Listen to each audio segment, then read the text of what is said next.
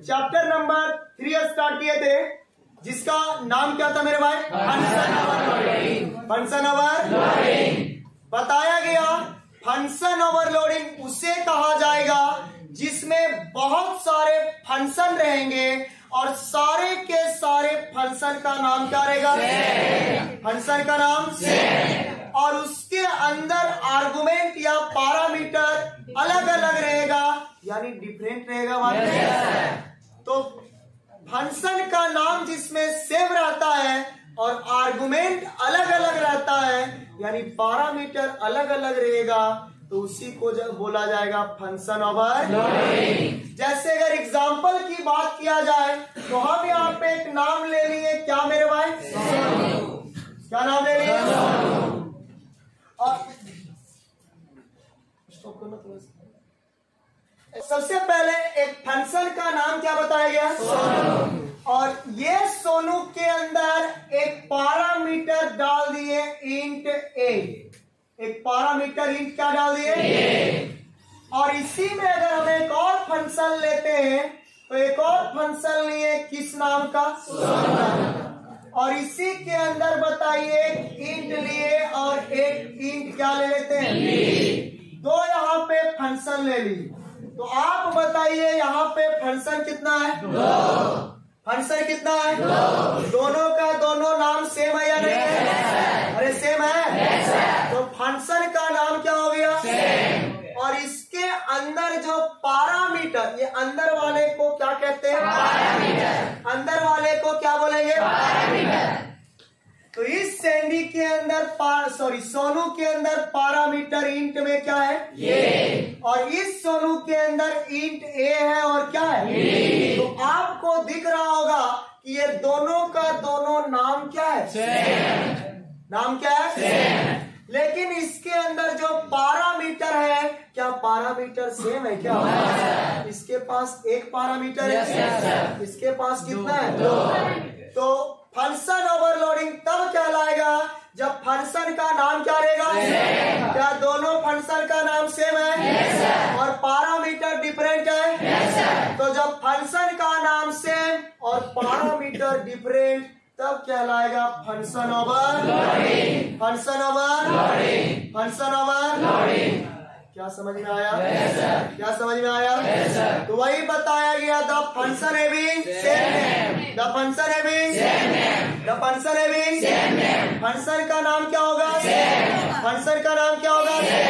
तो the function having same name but different parameter. But different parameter is called function overloading. Function overloading यानी function का नाम क्या होना चाहिए और पैरामीटर क्या होना चाहिए, तभी कहलाएगा फंक्शन ओवरलोडिंग। क्लियर है? yes, sir। और इसी में हमने बताया था कि अगर दो ओवरलोडेड फंक्शन रहेगा, दो ओवरलोडेड फंक्शन रहेगा, तो दोनों का पैरामीटर कभी भी सेम नहीं हो सकता है।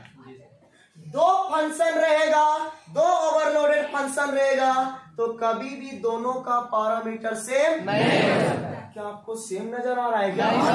यहाँ ए है भाई, यहाँ ए और बी है भाई, तो क्या अलग अलग है? अरे आया नहीं? तो फंक्शन का नाम सेम बट पैरामीटर डिफरेंट होना चाहिए, तो ये फंक्शन ओवरलोडिंग कहलाएगा। और कभी भी दो फंक्शन के अंदर पैरामीटर, कभी भी दो फंक्शन के अंदर पैरामीटर सेम नहीं हो सकता है। क्या बात समझ में आया?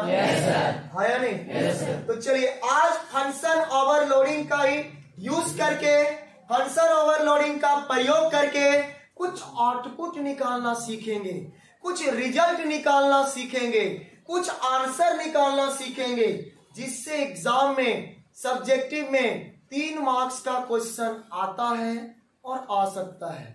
तो चलिए एग्जाम में क्वेश्चन आए अथवा ना आए, हमें उससे कोई दिक्कत नहीं है। सबसे पहले हम इसको अच्छे से सीखते हैं कि कैसे फंक्शन ओवरलोडिंग का रिजल्ट निकाला जाएगा, कैसे फंक्शन ओवरलोडिंग का आउटपुट निकाला जाएगा, कैसे फंक्शन ओवरलोडिंग का आंसर निकाला जाएगा। क्या बात समझ में आया? तो चलिए हम पहला क्वेश्चन नोट करने जा रहे हैं। सबसे पहले आप क्वेश्चन को नोट कीजिए, फिर उसको बारीकी से सॉल्व करना समझाएंगे, सॉल्व करना बताएंगे और फिर नेक्स्ट क्वेश्चन आपको बनाने देंगे। तो चलिए क्वेश्चन को नोट कीजिए।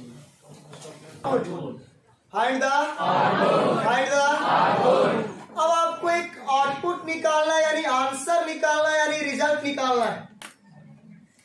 तो इस प्रकार का क्वेश्चन हम फंक्शन में भी पढ़ा चुके थे, लेकिन जो फंक्शन नहीं पढ़े तो उनको कोई दिक्कत नहीं है, उनके लिए थोड़ा अच्छे से फिर से हम बैकअप करवाते हैं। तो अगर जब भी कभी भी अगर आपको क्या निकालने बोला जाए, क्या निकालने बोला जाए, तो आउटपुट निकालते समय जो क्वेश्चन रहेगा कभी भी पूरा क्वेश्चन दिया नहीं रहता है, पूरा नहीं दिया रहता है, सिर्फ मेन हिस्सा दिया रहता है। जैसे आपको अगर इस क्वेश्चन को देख रहे होंगे तो ऊपर में हेडर फाइल लगा है क्या? नहीं। अरे क्या इसके ऊपर हेडर फाइल लगा है? नहीं। तुम लोग काय बैठे सामने, क्या हेडर फाइल दिख रहा है तुमको क्या? और नीचे में क्या गेट सीएच वगैरह दिख रहा है क्या? तो जब रिजल्ट निकालना बोला जाएगा तो मेन पार्ट सिर्फ दिया जाता है, बल्कि पूरा क्वेश्चन डाला नहीं जाता। सिर्फ मेन हिस्सा जो रहेगा उसको यहाँ पे लिख देगा और बोलेगा आप रिजल्ट निकालिए। तो ऐसा मत समझ लीजिएगा कि ये क्वेश्चन गलत है, क्योंकि क्वेश्चन बताने समय यानी आउटपुट बताने समय जो क्वेश्चन का पैटर्न रहेगा वो इसी प्रकार से रहेगा, आधा अधूरा रहेगा, सिर्फ मेन पार्ट रहेगा। पूरा क्वेश्चन, पूरा आपका प्रोग्राम कभी भी बना के दिया नहीं। चलिए पहला क्लियर हो गया? बोलता नहीं भाई? दूसरा चीज कि जब भी आपको क्या निकालना, जब भी किसी भी प्रोग्राम का क्या निकालना, किसी भी प्रोग्राम का क्या निकालना, तो आउटपुट निकालते समय आपको हमेशा याद रखना है कि ये जो प्रोग्राम है ना, इस पूरे के पूरे प्रोग्राम में आपको काम जो करना है, आपको जो काम करना है वो हमेशा करना है मेन फंक्शन। इससे मेरे भाई कहाँ क्या लिखा हुआ इससे कोई लेना देना नहीं है, कहाँ पे कौन सा वैल्यू डाला गया इससे कोई समस्या नहीं है। आपको पूरा का पूरा पैटर्न में सिर्फ ये चेक करना है कि आपका मेन फंक्शन कहाँ दिया है, वहीं से प्रोग्राम को स्टार्ट करना है, बाकी दुनिया से लेना नहीं है। चलिए देखिए, ध्यान से सुनिएगा। क्या यहाँ पे कहीं मेन फंक्शन नजर आया? नहीं। बोलो भाई, क्या यहाँ मेन फंक्शन नजर आ रहा है क्या? क्या यहाँ मेन फंक्शन है क्या? क्या यहाँ मेन फंक्शन है क्या? क्या यहाँ मेन फंक्शन है क्या? है या नहीं? तो आप लोग वहीं कॉपी में देखिए, कॉपी में देखो मेन फंक्शन क्या नजर आ रहा है या नहीं? तो जहाँ मेन फंक्शन मिल गया वहीं से प्रोग्राम जा करके क्या होगा, क्या होगा भाई? वहीं से काम करना हम लोग क्या करेंगे? बाकी नीचे क्या लिखा है और ऊपर क्या लिखा है उससे तुमको कोई भी लेना देना नहीं है। आपको सिर्फ चेक करना आउटपुट में कि आपका मेन फंक्शन कहाँ है। तो शायद यहाँ है मेरे भाई, है या नहीं? तो यहाँ से क्या होगा, क्या होगा भाई? स्टार्ट होगा मेरे भाई। बता दो यार, करना है मेन फंक्शन से। चलिए ध्यान से देखिएगा तो जरा भी कंफ्यूजन नहीं होगा और आसानी से समझ में आ जाएगा। सबसे पहले वॉइड मेन से क्या होने वाला है? वॉइड मेन के बाद यहाँ से ब्रैकेट ओपन है और यहाँ क्लोज है मेरे भाई। तो आप देखिए ब्रैकेट ओपन के बाद क्या लिखा हुआ है? क्लियर। और क्लियर स्क्रीन का मतलब होता है पेज, आउटपुट वाला पेज को क्या करना, मतलब उसका यहाँ पे कोई काम नहीं है। अब देखिए क्या लिखा हुआ है, क्या लिखा हुआ है? और गूगल के लास्ट में क्या लिखा हुआ है? क्या लिखा हुआ है? मतलब गूगल को कॉल किया गया, गूगल को कॉल किया गया। तो गूगल को बुलाया गया है, तो गूगल कहीं भी इस पूरे एरिया में जा सकता है। तो गूगल जब पूरे एरिया में जा सकता है, लेकिन एक चीजों का ध्यान रखना होगा कि गूगल के अंदर, फर्स्ट वाला गूगल के अंदर कितना पैरामीटर है? एक पैरामीटर। अरे सिर्फ 5 है ना? गूगल के अंदर कितना पैरामीटर? गूगल के अंदर कितना पैरामीटर? ये गूगल उसी के पास जा सकता है जिसके पास एक पैरामीटर होना चाहिए। तो बताइए, ये गूगल यहाँ पे एक पैरामीटर 5 लेके बैठा हुआ है, तो और कई गूगल है जो एक पैरामीटर लेके बैठा है। मेरे बात देखिए, एक गूगल यहाँ है और एक गूगल यहाँ है। ये गूगल के पास कितना पैरामीटर? सिर्फ एस है। और इस गूगल के पास कितना पैरामीटर? ए और बी। लेकिन हमारे पास दो गूगल में से मेरा गूगल जाएगा कितना पैरामीटर लेके? तो बताइए, दोनों में एक पैरामीटर किसके पास है? फर्स्ट वाला के पास। तो ये गूगल यहां से चल जाता है फर्स्ट गूगल के पास। कोई समस्या है क्या? अब इस गूगल के अंदर पैरामीटर कितना था? कितना था? और इस गूगल के अंदर पैरामीटर इंट एस है। ये दोनों एक प्रकार का रिलेटिव कहलाया। ये दोनों रिलेटिव है। इसका वैल्यू कितना मेरे भाई? 5 को जा करके यहाँ पे स्टोर कर। कंफ्यूजन है क्या? यहाँ भी गूगल है मेरे भाई, यहाँ भी गूगल है। बोलता नहीं यार, दोनों का नाम सेम है, लेकिन क्या पैरामीटर सेम है यहाँ पे? अरे नहीं है। अरे एक पैरामीटर, यहाँ भी पैरामीटर क्या है? जब 2 से ज्यादा फंक्शन रहेगा ना भाई, वहां पे पैरामीटर सेम नहीं रहेगा।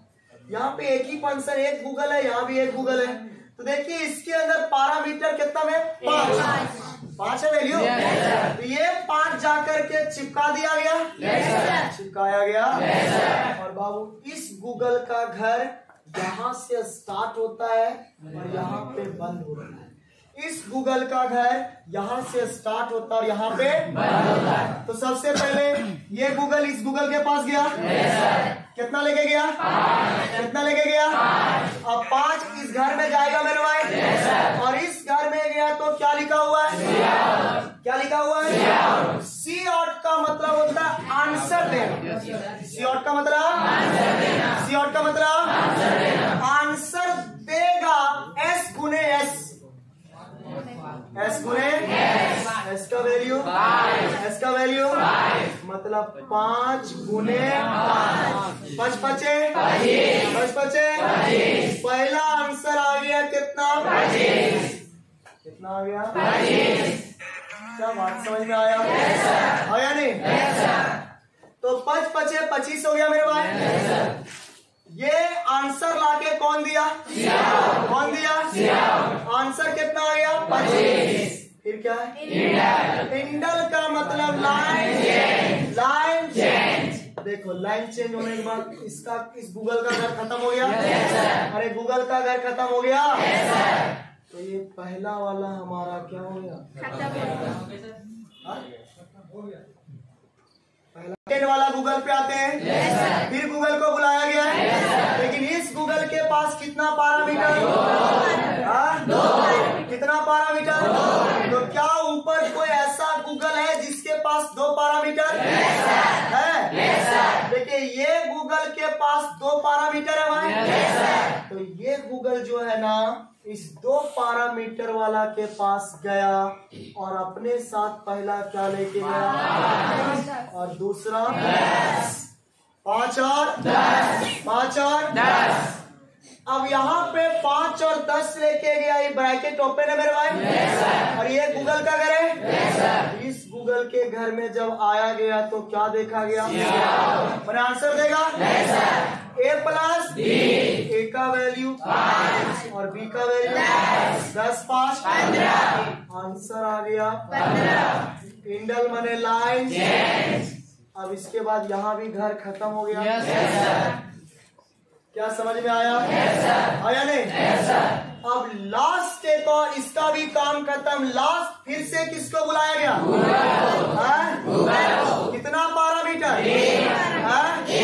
क्या एक पैरामीटर कहीं और नजर आ रहा है? आ रहा है नजर? नहीं आ रहा है? तो फिर ये गूगल फिर से एक पैरामीटर के पास जाएगा और यबर लेके जाएगा कितना? तो बोलेगा सर एक ही जगह पे 2 बार जाएंगे, क्यों नहीं जाएंगे? जब आपको बुलाया जाएगा तो जाना है।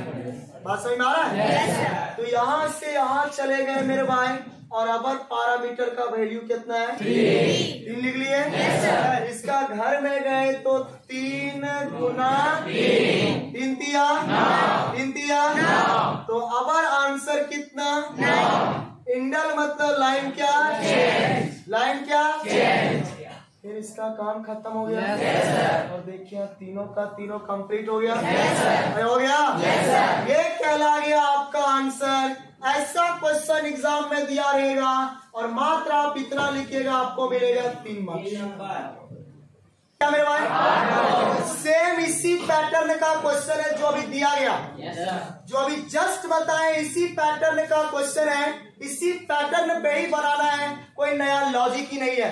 तो सबसे पहले आपको देखना इसमें कि कहीं पे मेन फंक्शन है या नहीं। क्या यहाँ मेन फंक्शन है? क्या इधर है? क्या यहाँ मेन फंक्शन है? तो यहीं से काम स्टार्ट होगा, है या नहीं मेरे भाई? यहाँ से काम को हम क्या करने जा रहे हैं? क्या करने जा रहे हैं? जैसे यहाँ से स्टार्ट किए, इसके अंदर क्या मिल गया? बुलाया किसको गया? किसको बुलाया गया? और सोनू के अंदर कितना? एक पैरामीटर। कितना पैरामीटर? सोनू के अंदर कितना पैरामीटर? क्या कहीं ऐसा कोई सोनू है जिसके पास एक पैरामीटर हो? कहीं नजर आ रहा है? तो हमें शायद यहाँ पे नजर आ रहा है, क्योंकि 2 सोनू, एक यहाँ है और एक यहाँ। लेकिन इस सोनू के पास 2 पैरामीटर है और इस सोनू के पास 1 पैरामीटर है। तो हम जाएंगे एक पैरामीटर वाले के पास। तो ये सोनू चला गया इस एक पैरामीटर के पास, और इसके पास पैरामीटर का वैल्यू 3 यहाँ रखेगा। और इस सोनू का घर यही है मेरे भाई। अब इस घर में आया तो A गुना A, यानी 3 गुना 3 तिया। सुंदर सा लिखिए आउटपुट। क्या लिखेगा? और पहला क्या आया? पहला क्या आया? और यहाँ बगल में क्या है? इंडर। इंडर का मतलब लाइन। क्या समझ में आया? मतलब इस पहला का काम खत्म हो गया। दूसरा में आइए, फिर किसको बुलाया गया? किसको बुलाया गया? और सोनू को बुलाया गया कितना पैरामीटर के साथ? 2 पैरामीटर के साथ। तो क्या कहीं सोनू के पास 2 पैरामीटर है? इस सोनू के पास है। तो ये सोनू जाएगा इस सोनू के पास और 2 पैरामीटर का वैल्यू लेके जाएगा, एक 3 और एक 6। यहाँ 3 बिठा दिया और 6। कोई दिक्कत है क्या? और इस सोनू का घर यहाँ पे A प्लस क्या है? यानी 3 और क्या? 6 3 9 आ गया। इंडल का मतलब लाइन। लाइन। चलिए यहाँ तक कोई दिक्कत नहीं। अब थोड़ा सा समस्या किन्हीं को हो सकता है, बाकी बात को नहीं हुआ होगा। चलिए अगर हुआ तो भी कोई दिक्कत नहीं और नहीं हुआ तो भी कोई दिक्कत नहीं। सबसे पहले बुलाया किसको गया? कितना पैरामीटर? एक 5.2 और एक 7। ये 2 पैरामीटर के साथ बुलाया किसको गया? तो 2 इसके पास है कि ऊपर वाले के पास? इसके पास है। ये सोनू चला गया इसके पास। जाने के बाद पहला पैरामीटर का वैल्यू तो पहला में चला गया 5.2 यानी 5.2 मेरे भाई। दूसरा का वैल्यू यानी यहाँ क्या चला गया? 7। क्या यहाँ तक क्लियर है? हाँ या नहीं? अब आप बताओ कि कितना वैल्यू आना चाहिए? 12.2। सुनिए कैसे? देखिएगा, सबसे पहले हमने एक चीज पहले समझाया था, कांस्टेंट समझाया था, और कांस्टेंट में बताया था कि जहां पे इंटीजर रहेगा यानी इंट रहेगा, क्या रहेगा? इंट में कभी भी पॉइंट वाला वैल्यू नहीं रहेगा, इंट में कभी भी पॉइंट वाला वैल्यू, और चल भी गया तो उसको लेना नहीं है। फ्लोट में पॉइंट वाला भी ले सकते हो, तो यहां से ध्यान दीजिएगा मेरे भाई, इंट में 5 पॉइंट कितना है? 2, जबकि इंट कहता है कि मेरे पास पॉइंट वाला नंबर आना नहीं चाहिए, और आ भी गया तो हम हटा देंगे। तो आ गया ना भाई? पॉइंट का वैल्यू कितना है? 2 को हटा देंगे, क्योंकि इंट वहां पे लेगा नहीं। और फ्लोट कहता है कोई दिक्कत नहीं भैया, हमको आप पॉइंट में भी दे सकते हो बिना पॉइंट। तो अब ये रह सकता है मेरे पास, तो गया 5.2, लेकिन इंटीजर होने के कारण उसको 0.2 को हटा करके कितना किया गया? अब यहाँ पे सी आउट में 5 प्लस कितना? 7 और 5 12। इंडल का मतलब लाइन चेंज, ये भी कंप्लीट। क्या और है क्या? तो इतना लिखिएगा तो आपको कितना मार्क्स? क्या बात समझ में आया? हो जाएगा? बनेगा? रिकर्सन फंक्शन, नाम क्या मेरे भाई? रिकर्सन वैसा फंक्शन जो अपने आप को ही बुलाता है, वैसा फंक्शन जो अपने आप को ही बार बार बुलाता है, वैसा फंक्शन जो अपने आप को ही बार बार बुला सकता है, उसी को क्या बोलेंगे? बोला गया फंक्शन, एक फंक्शन क्या कर सकता है? क्या कर सकता है? किसको? अपने आप को। जब कोई फंक्शन अपने आप को कॉल कर सकता है तो उसी को क्या बोलेंगे? रिकर्सन। जब कोई फंक्शन अपने आप को कॉल करेगा तो वो क्या कहलाएगा? तो चलिए एक एग्जाम्पल से समझाते हैं कि कैसे एक फंक्शन अपने आप को बुलाता है, और ये एग्जाम्पल में थोड़ा पीछे का भी यूज किए हैं, तो जो नए बच्चे हैं ना तो थोड़ा सा गाइडेंस कीजिए, है ना, क्योंकि एक ही में बस इतना ही में पीछे का यूज करेंगे, आगे पीछे का यूज नहीं करेंगे। तो बस थोड़ा सा इसमें पीछे का यूज करें, समझने की अच्छे से कोशिश कीजिएगा, हम पूरा अच्छे से समझाते हैं। बाकी अगर थोड़ा समस्या होता है तो मेंटेन करना, क्योंकि पीछे जिनका छूटा है उनको ही हो सकता है, जिनका नहीं छूटा है कोई समस्या नहीं आएगी। ठीक है, सबसे पहले हमने बताया आपको किसी भी प्रकार का रिजल्ट हो तो वो हमेशा काम कहां से? यहां से होगा। तो वॉइड मेन से क्या हो गया मेरे पास? क्या हो गया? वाह। इसके बाद क्लियर स्क्रीन है।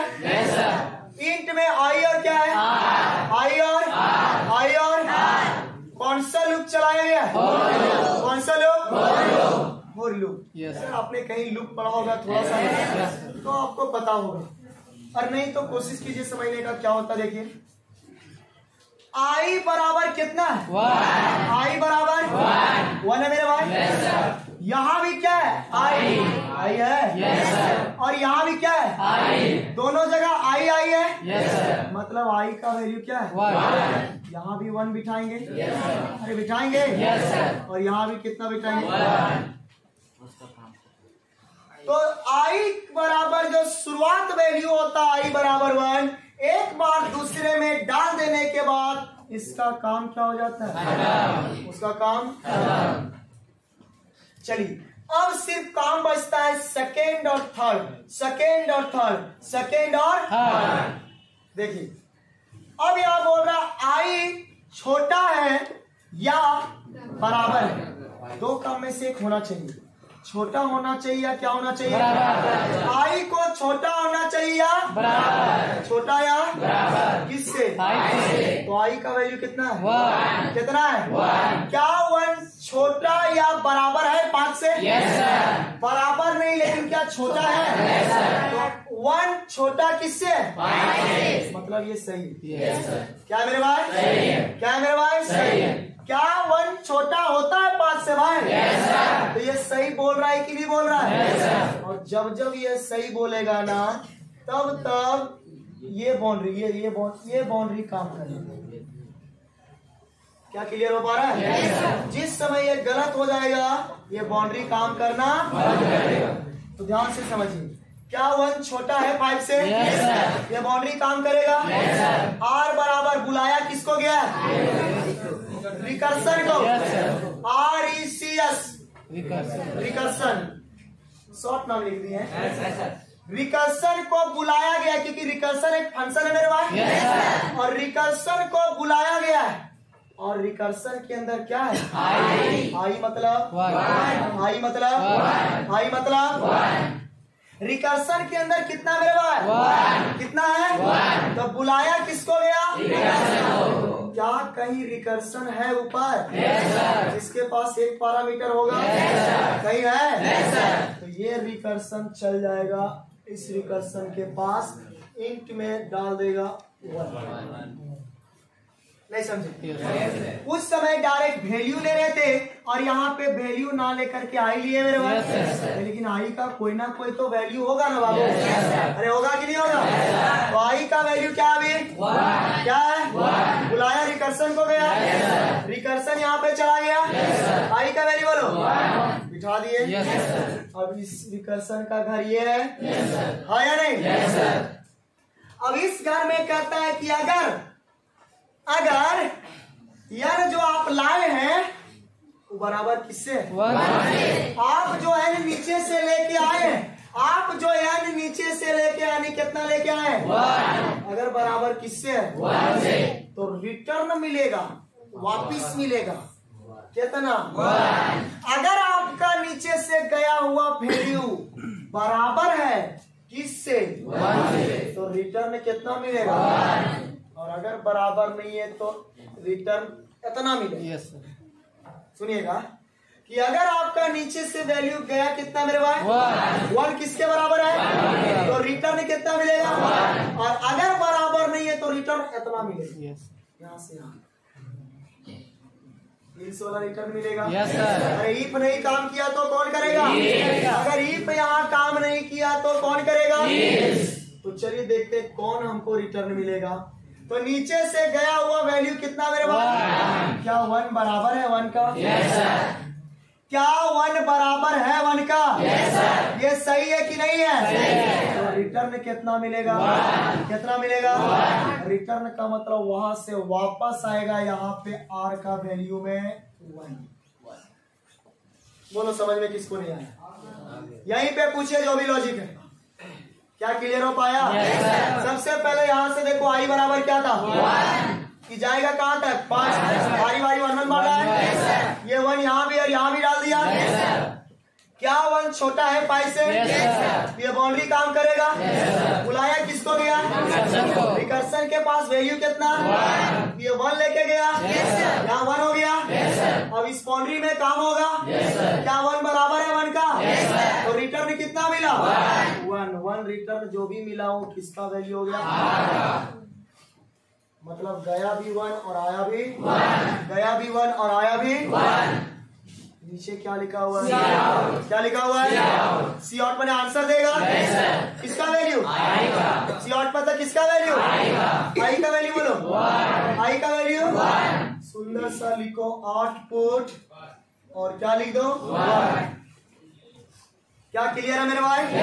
और 1 लिखने के बाद मतलब आई का वैल्यू लिखने के बाद बीच में स्लाइस टी। क्या है?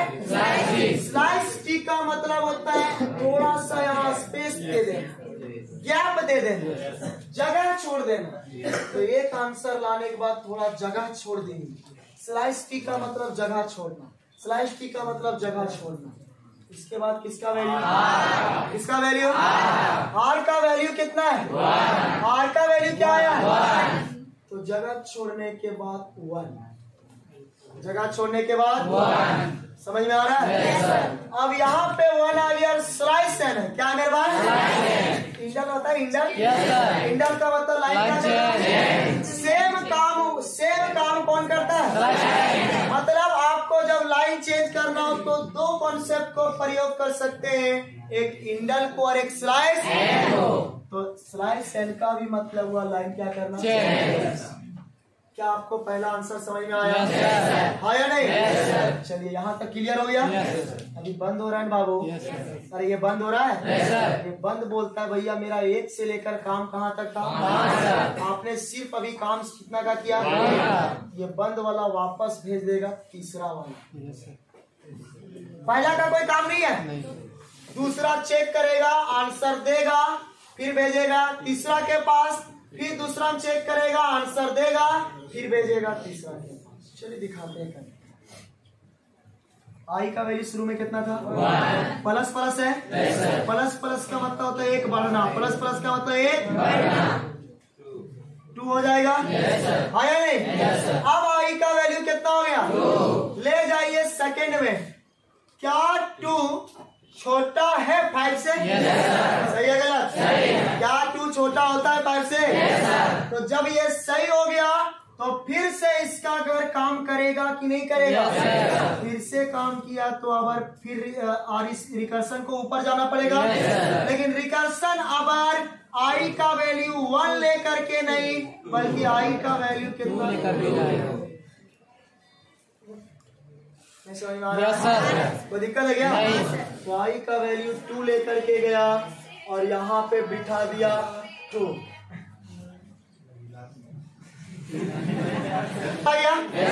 हो गया? अब बताइए क्या 2 बराबर है 1 का? अगर बराबर होता तो रिटर्न क्या मिलता? लेकिन ये बराबर नहीं है, ये बराबर नहीं है, ये बराबर नहीं है, तो ये भी रिटर्न नहीं है, ये रिटर्न नहीं है। रिटर्न क्या मिलेगा? क्या मिलेगा? और इसमें ये रिटर्न है। इतना लंबा रिटर्न मिल रहा है, सॉल्व करना पड़ेगा अच्छे से। चलिए एन का वैल्यू बोलो। 2। तो दिक्कत है क्या? एन का वैल्यू बोलो। 2 माइनस 1। 2 माइनस 1 1। तो 2 गुना रिकर्सन 1। 2 गुना रिकर्सन। तो रिकर्सन 1 का वैल्यू क्या है? रिकर्सन 1 का वैल्यू क्या है? तो 2 गुना रिकर्सन 1। 2 गुना रिकर्सन। तो रिकर्सन 1 का वैल्यू आंसर में क्या आया? यानी 2 गुना रिटर्न में मैंने आपको मिलने वाला है। नहीं समझे? अब रिटर्न में कितना मिल गया? आंसर लाने के लिए भाई ठंडा गया क्या रे? आंसर लाने के लिए किसका वैल्यू? आई का वैल्यू। आई का वैल्यू 2 है। थोड़ा स्पेस देगा। किसका वैल्यू? आर का वैल्यू। स्लाइस वाले लाइन चेंज। अब ये बंद फिर ऊपर भेजेगा। आई का वैल्यू कितना? 3 होगा। क्या 3 छोटा है 5 से?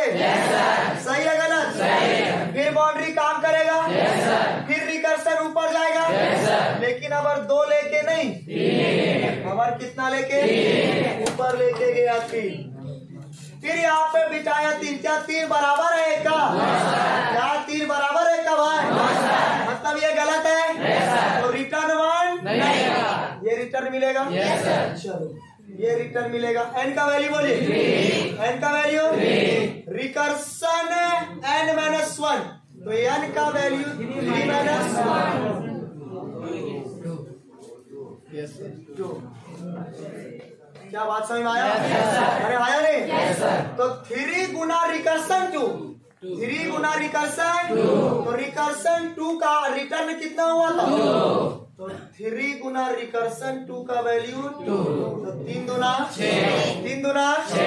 3 दूना 6। यानी रिटर्न कितना मिला? 6। रिटर्न कितना मिला? 6। कोई दिक्कत है क्या? सी आउट मैंने आंसर देगा। किसका वैल्यू? आई का वैल्यू 3। थोड़ा स्पेस देगा। किसका वैल्यू? आर का वैल्यू। आर का value line change. Line change. Clear है? फिर ये बंद वाला ऊपर भेजा। आई का वैल्यू कितना? 4। क्या 4 छोटा है 5 से? आया नहीं मेरे पास? तो जब 4 5 छोटा है 5 से, ये बाउंड्री काम करेगा। फिर कौन ऊपर जाएगा? कौन जाएगा? लेकिन अब रिकर्सन कितना लेके जाएगा? कितना भाई? ऊपर गया, अब हो जाएगा यहाँ पे 4। क्या 4 बराबर है 1 का? सही है गलत? ये गलत हो गया ना, तो रिटर्न 1 नहीं आएगा। क्या समझे? अरे क्लियर है? तो कौन इस वाला रिटर्न मिलेगा? एन का वैल्यू कितना? और 4 माइनस 1 यानी 3 हो जाएगा मेरा भाई। 4 को गुना करना रिकर्सन 3 से। 4 को गुना करना रिकर्सन 4 को गुना करना रिकर्सन आपको बोल रहा है 12 हो जाएगा। क्या चढ़ा कहेंगे? रिकर्सन 3 रिकर्सन 3 का वैल्यू क्या है? उस समय में रिकर्सन 2 का वैल्यू 2 लिए, रिकर्सन 1 का वैल्यू 1 लिए। अब रिकर्सन क्या है? रिकर्सन, और रिकर्सन 3 का वैल्यू क्या है? क्या है? 6। लगता है यही दिक्कत है। नहीं सर, समस्या है क्या? अरे रिकर्सन 1 का वैल्यू 1 था तो 1 से गुना किए। रिकर्सन 2 का वैल्यू 2 था तो 2 से गुना किए। रिकर्सन 3 का वैल्यू क्या है? किससे गुना करेंगे? तो 6 चौके 24, रिटर्न मिलेगा 24। कितना मिलेगा? 24। आंसर आएगा आई का वैल्यू, आई का वैल्यू बोलता नहीं रे। तो आई का वैल्यू कितना हो गया? और आर का वैल्यू, आर का वैल्यू लाइन क्या हो जाएगा? फिर ऊपर गया आई का वैल्यू क्या? क्या 5 छोटा है 5 से? क्या 5 छोटा है 5 से? क्या 5 बराबर है 5 का? सही है गलत? फिर बाउंड्री काम करेगा, फिर ऊपर जाएगा। लेकिन अब कितना लेके? 5 लेके ऊपर गया, 5 डाला। बताइए क्या 5 बराबर है 1 का? क्या 5 बराबर है 1 का? मतलब ये क्या है? गलत। तो रिटर्न 1 मिलने वाला, ये रिटर्न मिलेगा एन का वैल्यू। अब यहाँ हो जाएगा रिकर्सन n माइनस 1, 5 माइनस 1 होगा यानी 4 होगा। तो 5 गुना रिकर्सन 4, रिकर्सन 4 का वैल्यू, रिकर्सन 4 का वैल्यू 24 होगा। तो 24 बचे, 24 बचे। पहाड़ा आता है? नहीं आता है। 24 का 24 दुनिया 48 किए 72 चौके 96 24 बचे 120 हो गया मेरे भाई। यानी रिटर्न आने वाला है 120 आएगा। नीचे सी आउट पर आंसर देगा। किसका वैल्यू? आई का वैल्यू बोलो 5, आर का वैल्यू बोलो 120। चलिए फिर ऊपर गया आई का वैल्यू क्या? 6। आई का वैल्यू 6। क्या 6 छोटा है 5 से? क्या 6 छोटा है 5 से? तो ये गलत हो गया ना। क्या 6 बराबर है 5 का? नहीं सर, ये गलत हो गया। तो अब ये बाउंड्री का नहीं करेगा। ये लिखिएगा दिया गया। लगता हार्ड लगा नहीं सर। सुन सुनो पहले बंद कर रिकॉर्डिंग बंद, रिकॉर्डिंग बंद।